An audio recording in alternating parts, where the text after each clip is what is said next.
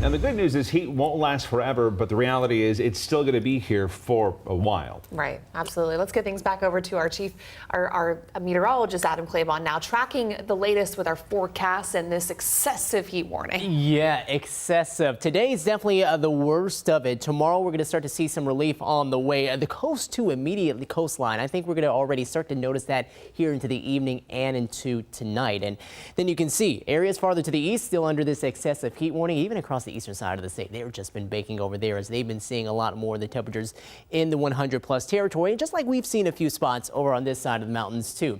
Heat advisory. This is going to end at 11 p.m. tonight, and guess what? We're going to see relief here across parts of the north coast of the Olympic Peninsula, Camino, Whidbey Island, some of our other island communities up here around the San Juans, as well as up there near the Canadian border as temperatures start to fall back a little bit, mid to perhaps lower 80s and possibly even some 70s on the way there.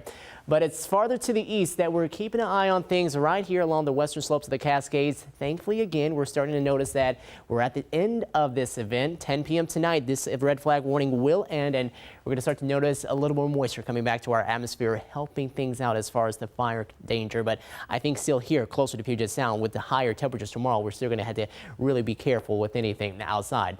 Westport, you can see skies right now, they are starting to feature a little more of that hazy look, and it's not because of wildfire smoke, it's actually because of moisture coming back and helping to bring back more of that marine influence. So you're going to feel the cool down tomorrow.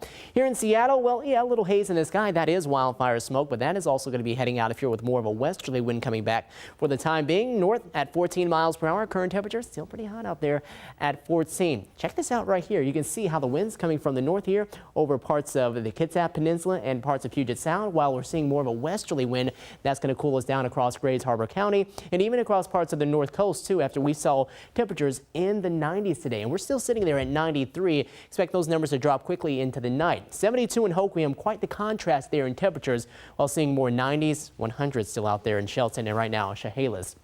So high pressure, big dome of high pressure that's been responsible for all the heat. It starts to edge its way westward. Once that happens, well, we start to see some of the heat easing, not so much so tomorrow again, but more so into Thursday. And then we'll definitely see things cool back down heading into Friday as our air mass will start to become a lot more seasonal.